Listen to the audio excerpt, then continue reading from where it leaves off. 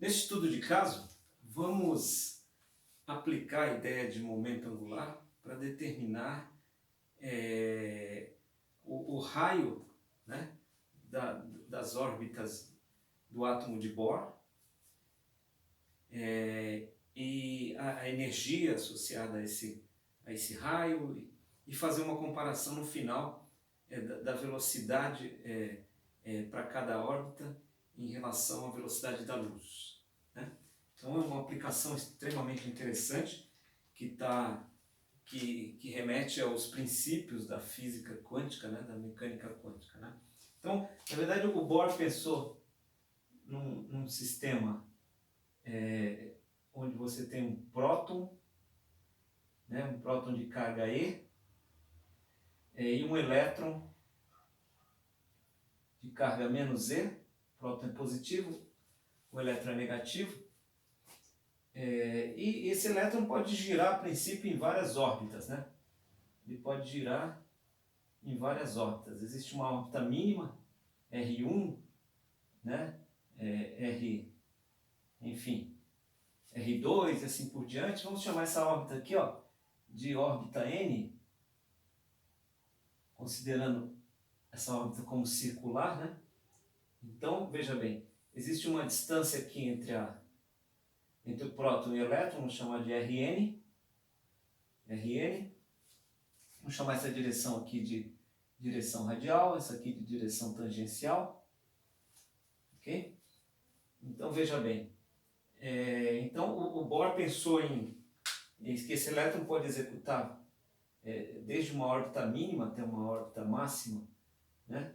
Em torno do próton, certo? E é lógico, sob a ação de uma força elétrica aqui, né? Sob a ação de uma força elétrica que obedece à lei de Coulomb. Então, essa força elétrica, pela lei de Coulomb, ela é definida assim, ó, segundo esse sistema de coordenadas, como menos, né? Ela está apontando no sentido negativo de R, é um fator K, que é a constante elétrica, né?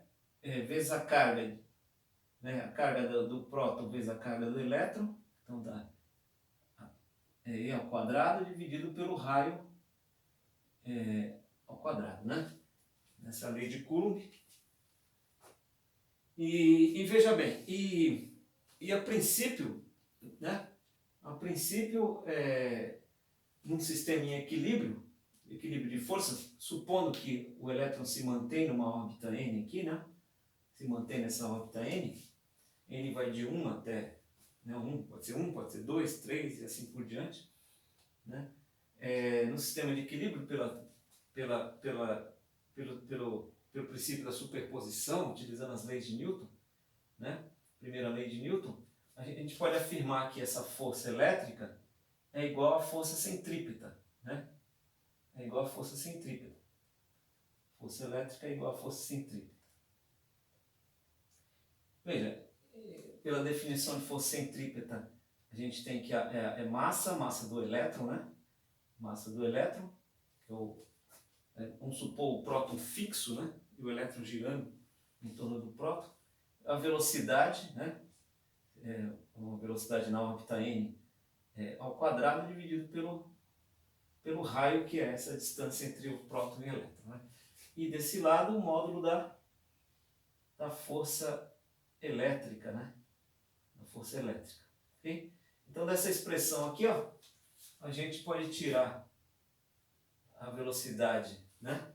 A velocidade Vn, ela vai ser a raiz quadrada de K sobre M, né? Passa M dividindo massa do elétron aqui, ok? E ao quadrado dividido por Rn, né? Porque esse Rn aqui, ó, simplifica com um desse aqui. Então essa aqui é a velocidade, a gente chama de expressão 1, a gente pode tirar a velocidade, que é essa velocidade aqui do elétron, não? Velocidade do elétron aqui, ó. Essa velocidade. Ok? Então, utilizando a física clássica fundamental, a gente consegue chegar na velocidade. Mas o Bohr, ele definiu o seguinte, ele falou que os momentos angulares, né, os momentos angulares associados ao sistema aqui, né? Veja que a gente tem aqui uma posição multiplicando por uma massa vezes velocidade aqui, que gera um momento angular, né? Gera um momento angular.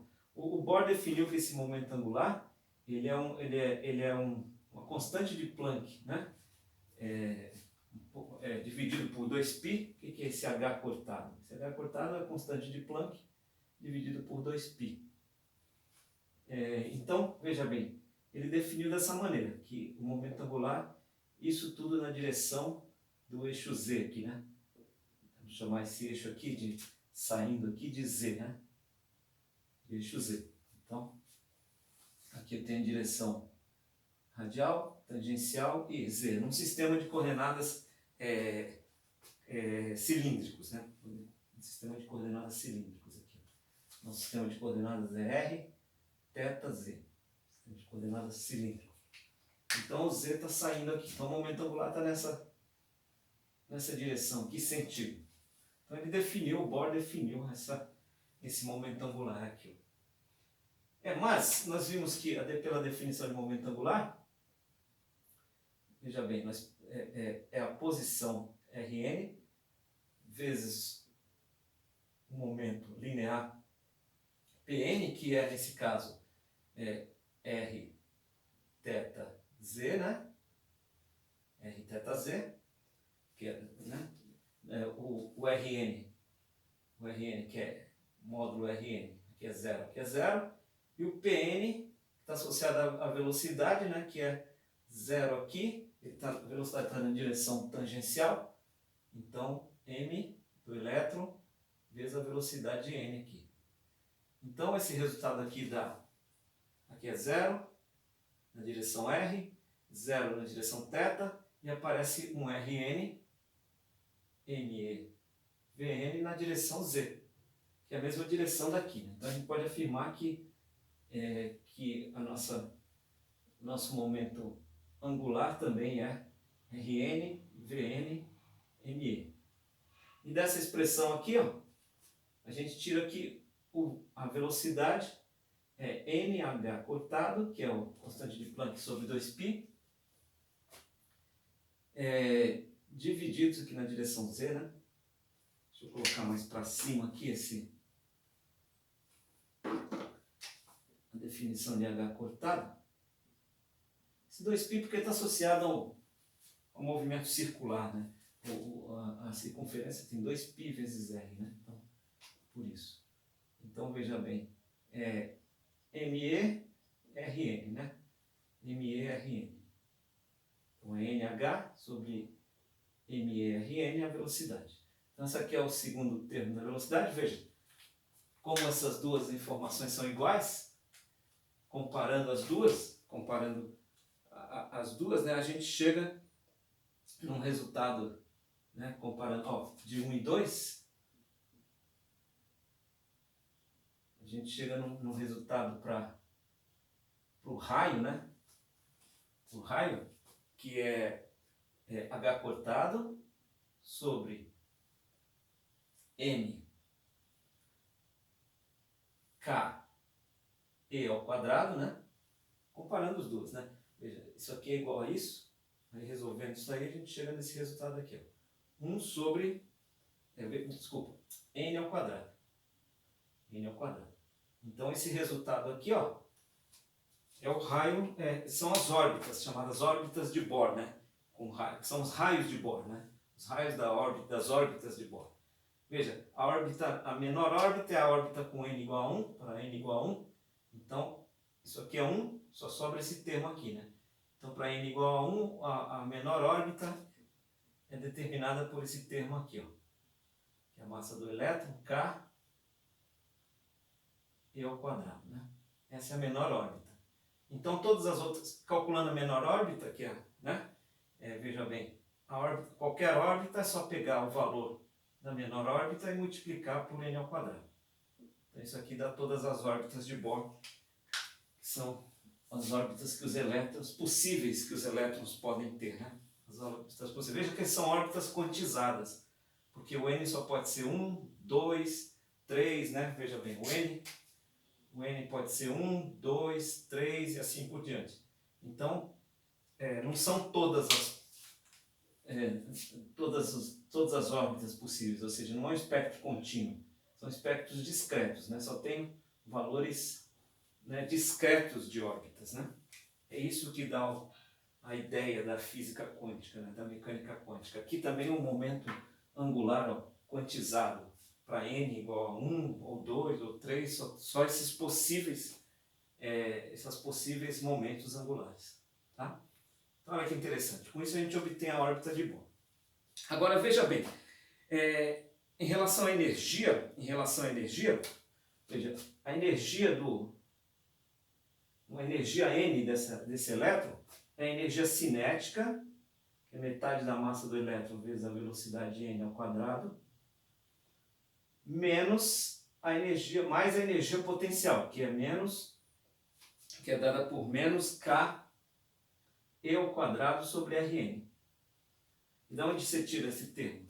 Veja, a definição de energia potencial, ela está associada à força. Então, uma força, ela é a derivada parcial da energia potencial em relação à dependência da energia potencial em relação às posições.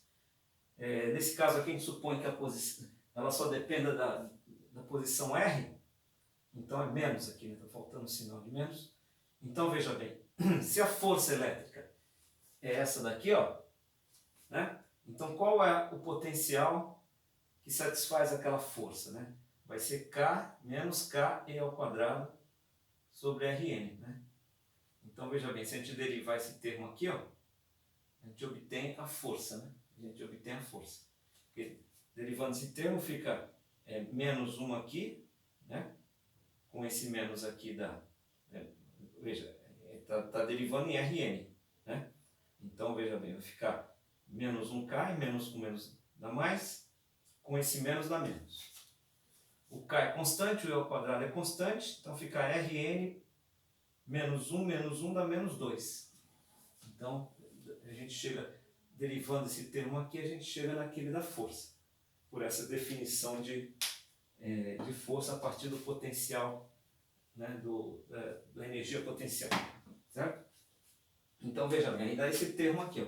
E resolvendo esse termo aqui, a gente chega, substituindo esses valores, né, Rn, que nós encontramos, a velocidade aqui n, né, substituindo esses valores, a gente chega em uma energia, a energia que é assim, ó, é menos meio de constante de Planck sobre 2π ao quadrado, dividido pela massa do elétron, multiplicando 1 sobre Rn ao quadrado. Então, para chegar nessa expressão, basta a gente substituir esses termos que nós obtivemos, né? Substitui Rn aqui, substitui Vn aqui, né? Vn aqui, a gente chega nessa expressão. Ok? Então, veja, quem que é o E1? O E1 vai ser quando o n é igual a 1, né? O n é igual a 1. Certo? Então, aqui vai aparecer o R1, né? O R1. Ok? Vai aparecer R1. Então, vai ficar só esse... né? Vai ficar o E1, vai ficar assim. É meio, menos meio de H cortado ao quadrado sobre MR1 ao quadrado. Esse é o E1. Então, veja, se a gente substituir o E1, né, nessa expressão, porque o Rn é esse termo aqui, ó. O Rn é R1, N2. Então, se a gente substituir veja bem, no lugar do Rn aqui, substitui R1, N2, né, a gente encontra esse termo, vai aparecer esse termo aqui de E1, dividido por n ao quadrado. Então, a gente pode escrever o En como sendo E1 sobre n ao quadrado, certo? N vai ser E1 sobre n ao quadrado. Olha que interessante, né? Então, se a gente calcular a energia mínima das órbitas de Bohr por esse termo, a gente chega, que a gente conseguiu aqui, a gente tem o R1, né? Se a gente calcular a energia mínima, a gente pega essa energia mínima e sempre divide a gente descobre a energia de cada órbita, certo? Cada órbita, obviamente, é quantizada, né? Quantizada. Então veja que interessante. Agora, se a gente quiser comparar a velocidade 1, quem é a velocidade 1? É a velocidade 1 aqui, ó, é quando o n é igual a 1, né? Então vai ser h cortado sobre me r1. R1 a gente tem daqui. Se a gente quiser comparar com a velocidade da luz, né? Então pega esse termo aqui, ó, divide pela velocidade da luz, quando é 1, né?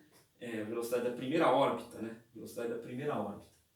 A gente pode também calcular para as outras órbitas essa relação, né? O resultado disso, veja, para uma órbita qualquer, vamos pensar assim, para uma órbita qualquer, esse resultado vai dar NH cortado, né? NH cortado, que está aqui, ó, dividido por a massa do elétron vezes o raio N dividido por C, né? Dividido por C. Agora, em especial para a órbita 1, isso vai ficar H cortado, MER1 sobre C. Sobre C, né? Então, dessa forma a gente pode verificar qual a fração da velocidade da luz que o elétron tem no movimento de um átomo, né? No movimento de um átomo. Olha que interessante.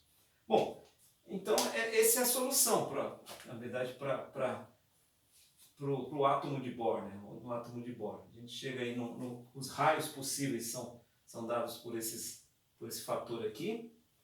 As energias possíveis são essas, né?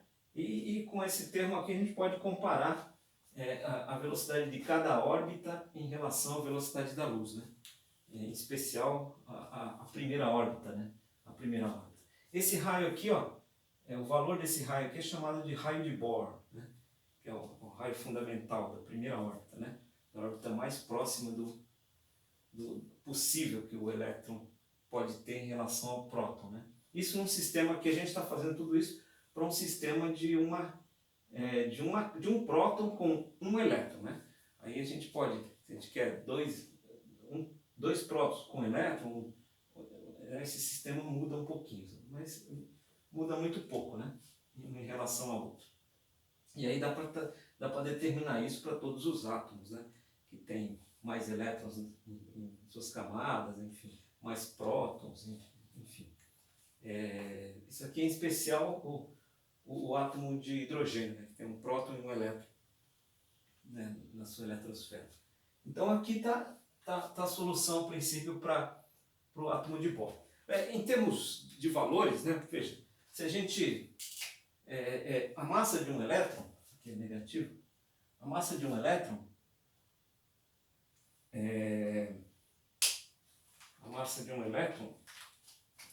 ela vale 9,109 vezes 10 a menos 31 do quilograma. Essa é a massa de um elétron. Bem pequena, né? Massa de um elétron.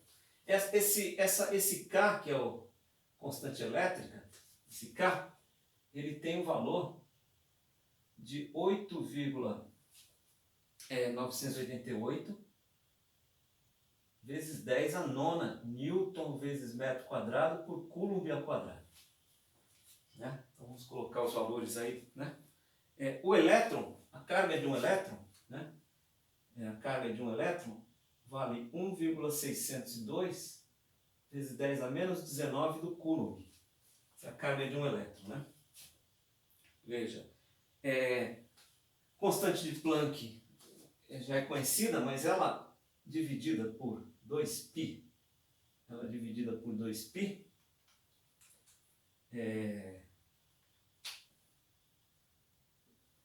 vai dar aí em torno de 1,055 vezes 10 a menos 34 joule vezes segundo.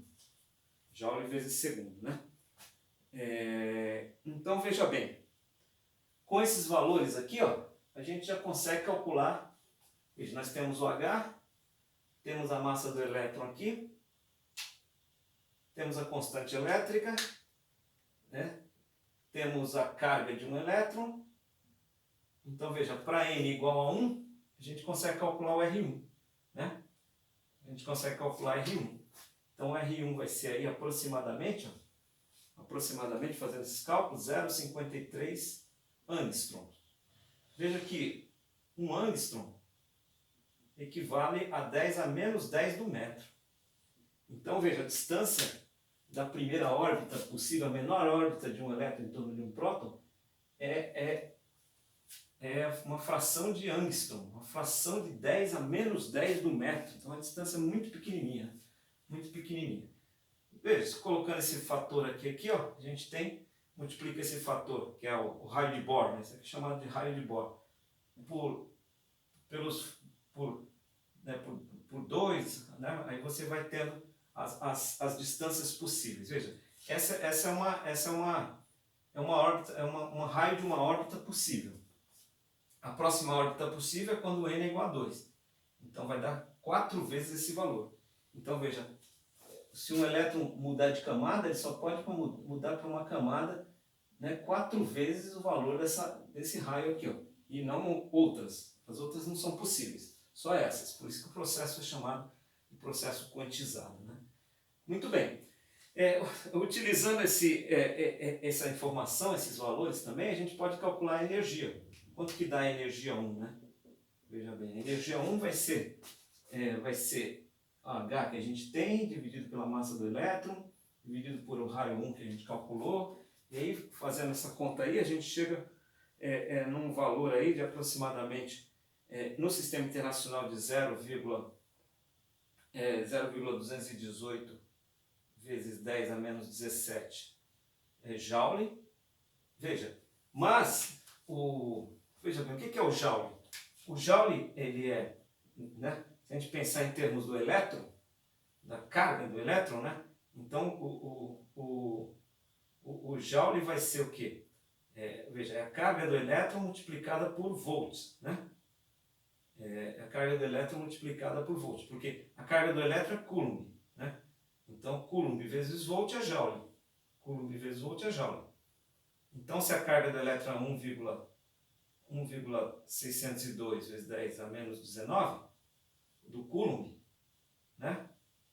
Do Coulomb, então veja bem, isso aqui é elétron, fica electrovolts. Então, electrovolts, na verdade, é 1,6, né, na verdade, Coulomb, né? Para transformar de electrovolt para joule, a gente tem que fazer o quê? A gente tem que, de joule para electrovolt, a gente tem que multiplicar pela carga do elétron, né? Que é 1,602 vezes 10 a menos 19. Então, a gente tem essa relação e substituindo aqui, ó, ou seja, dividindo aqui por 10 a menos 19, a gente chega aí num valor de 13,6 electrovolts. Então, que é uma medida de energia, mas para partículas muito pequenas, né? Como a do elétron. O elétron é muito pequenininho, então a energia associada a ele é muito pequena. Então, a gente costuma usar essa unidade de medida, que é o electrovolt, né?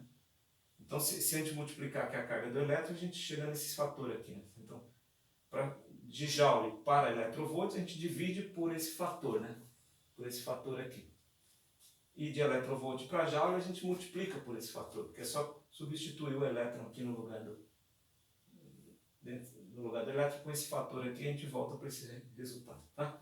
Então, essa é a energia em electrovolts. Negativa, né? Porque, veja bem, aqui a nossa energia deu negativa, né? Porque a partir dessa conta aqui a gente obteve um valor negativo. E a energia, veja bem, a energia de cada órbita, ela é dividida, pega a menor energia possível de uma órbita, que é menos 13,6 electrovolts, e divide por N2, então, por N ao quadrado. Então, a próxima energia da próxima órbita, que é 4 vezes o valor desse raio, é uma energia que é a energia 1 dividido por 4, né? Então, a energia, à medida que o raio aumenta, a energia também diminui, vai diminuindo, né? Vai diminuindo. Então, quanto mais próximo do próton, mais difícil de arrancar o elétron, né? Essa que é a ideia. E a comparação aqui, ó, finalmente a comparação com a velocidade da luz, né? A velocidade da luz no vácuo, ela tem ela tem esse valor aqui, 2,997 vezes 10 a oitava metros por segundo. Essa é a velocidade da luz no vácuo, né? No vácuo. Então, então veja bem, a relação V1 sobre C é esse cálculo aqui, né? É o H pela massa do elétron, pelo R1, pela velocidade da luz, né? Isso aí vai dar aproximadamente aí, ó, 0,73%. Ou seja, significa que a velocidade na órbita 1 do elétron, ela é 0,73% da velocidade da luz. Então ela está muito distante ainda de ser a velocidade da luz, a velocidade do elétron, em torno do próton, né? Então a velocidade não é, em comparação com a velocidade da luz, é uma velocidade baixa, né? É uma velocidade baixa. À medida que a órbita aumenta, veja bem, essa relação aumenta também, né? Essa relação aumenta, né? Porque é multiplicado pelo fator n aqui, né? Só que o RN também aumenta, então possivelmente, à medida que o elétron está mais distante, as velocidades também são mais baixas, né? Precisam fazer essas contas para confirmar, né? Mas hipoteticamente elas serão mais baixas, porque o RN também aumenta, né? À medida que o N aumenta, mas o RN também aumenta. Então isso vai produzir talvez essa seja a velocidade da primeira órbita, seja a velocidade mais próxima da velocidade da luz, né? E à medida que as órbitas vão se distanciando do centro, essa relação fica menor, né? Fica menor. Ok? Olha aí, uma aplicação interessante, utilizando o átomo de Bohr e aplicando aí a ideia de momento angular, né? E lembrando também de outras informações, como energia, cinética, potencial, né? Velocidade, leis de Newton, enfim. Então, uma aplicação completa utilizando física clássica. O Bohr fez isso no início, né? Depois, a física quântica, a teoria de física quântica confirmou essas ideias. Os resultados obtidos foram mesmo utilizando os princípios da física quântica, né? Ou muito próximos desse, e confirmou uma hipótese de Bohr, né? E afirmou ele como o pai da física quântica, no sentido de ter postulado as regras da física quântica, né? Na verdade, quem iniciou todo esse processo foi Planck, e depois o Einstein, né? Aplicando a ideia de Planck, né? Em sua teoria, né? Enfim, isso aí foram os princípios da física quântica lá no início do século XX, né? E aí depois o Bohr, com essas informações todas e outras, ele postulou a física quântica, e a partir daí outros físicos foram complementando e gerou o que é hoje, né, uma teoria importantíssima, né, para o momento e para o futuro, que é a física quântica. Ok? Então até a próxima!